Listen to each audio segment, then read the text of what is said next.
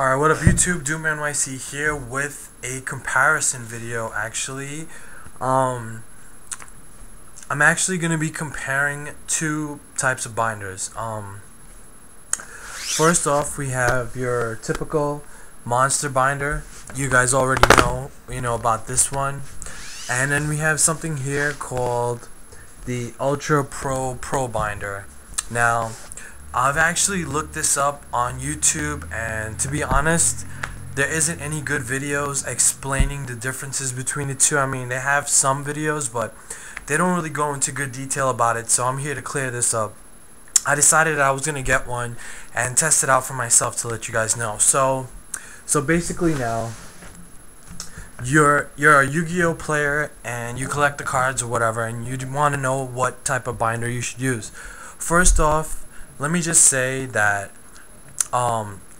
it doesn't matter which one of these you pick, as long as you pick one of these, because you definitely, you want to have cards that go inside like this, sideways. You don't want to get sleeves that go on from the top, because those are not good. Now, we're going to start off with the monster binder. You guys already know. First off, the cover is very thick, is very durable, so that's always good. Now, the sleeves itself, I find they actually fit the cards really tight.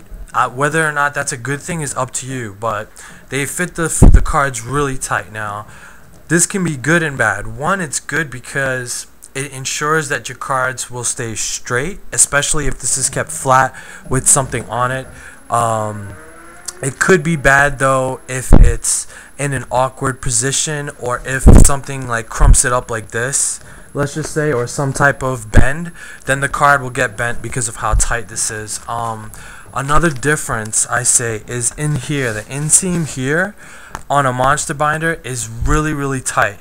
It doesn't stretch out until you actually fill up the binder. So once the binder's full, it'll actually be like a little inverted. I mean, you guys know, if you fill up a brand new monster binder, it's like this, like puffed up, and then until you set something on top of it and flatten it, then it gets flat, and it looks flat like that. But basically that's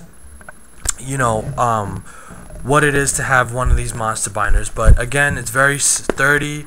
The sleeves, the pages are very tight, and the cards inside the pages are also very tight. Also, if smell matters to you, it probably shouldn't, but I know some people, they love the way a new monster binder smells. They actually, if you buy a new monster binder and you smell it, it actually smells really good. So again, the quality of this is top notch. Now, let's talk about price. Right now, currently, if you want to get a brand new monster binder sealed from like gaming, etc., you're gonna pay probably about $40 or close to it, $35 to $40 for a brand new 9-pocket binder. Now, that's pretty expensive in my opinion, but you pay, you get what you pay for, in my opinion. So you spend $40 and you're gonna get the top of the line binder. Now we're gonna go into the Ultra Pro binder. Okay, now this binder now costs half the price. It costs $20. So already that's like a huge difference. You can get two of these for the price of one of those. Now, see this little elastic band here? This is actually a strap that comes off like this, and basically what it is to keep the binder closed. Now, this is obviously good when you're keeping it in your book bag or your backpack or whatever, so that the cards stay, together. That's pretty good, because if the cover for the monster binder gets bent, most likely it'll crack and it'll just fall right off. Whereas this is pretty stable in your bag. So if you want to walk around with like a trade binder, this is definitely the way to go. Now, we open it up. Now, you can already tell the actual pages itself feel, I don't want to say flimsy, but it feels a little lighter than the monster binder pages. Now, there's a reason for this. It's not because the pages are actually less quality. They probably are, but it's because the elastic down here in the center is actually more durable and more elastic. If you can see, I don't know if you guys can see it, but all this here is the elastic for the pages connecting to the binder. In the monster binder, that's very, very small, and it only stretches once you fill it up and then you rest it underneath something so that, you know, it sits like that for a while. Whereas this, as soon as I fill this binder up, as soon as I filled it up and I put it, it was already pretty much flat. There was no flattening involved. It wasn't bulked up. So again, I thought that was pretty good. Now, as far as the pockets go, again, these are side sliding pockets, and the good thing I like about this binder over the monster binder is when you slide it in, there's actually a lot of room in here. Now, again, this could be good or bad. I think it's a good thing because it allows you a little more space. You know, sometimes with those really tight pockets, you can actually bend a card trying to put it in there, and that's, you know, that's very bad, obviously. But in these, I found it was very easy to put cards in, and, you know, I had no problems whatsoever getting the cards in here. And of course, you can see, you know, taking them out is a piece of cake.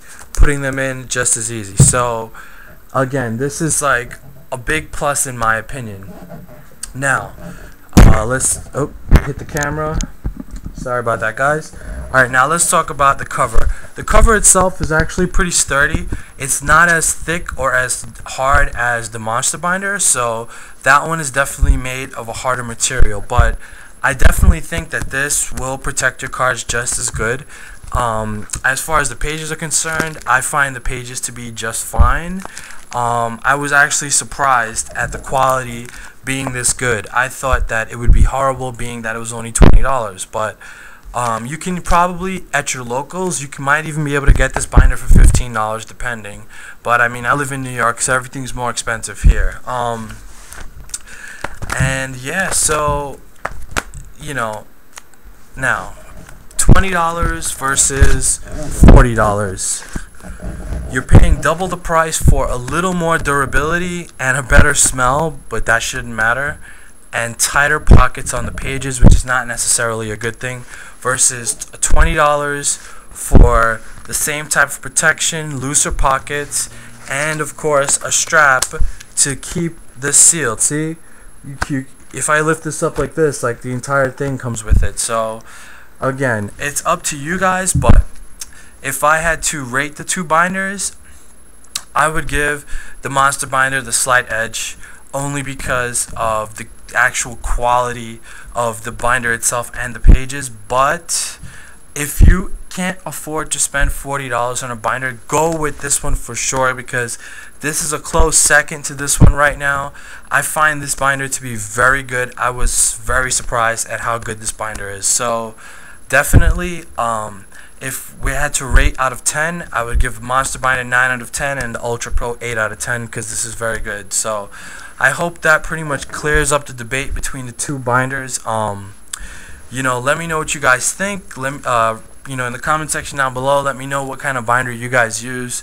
Obviously, if you're playing Yu-Gi-Oh and you're using a binder, you should be using one of these two. So I hope that helps any debates or any young Yu-Gi-Oh players that are looking to get a binder. I know I couldn't find a good explanation video, but I hope this helps.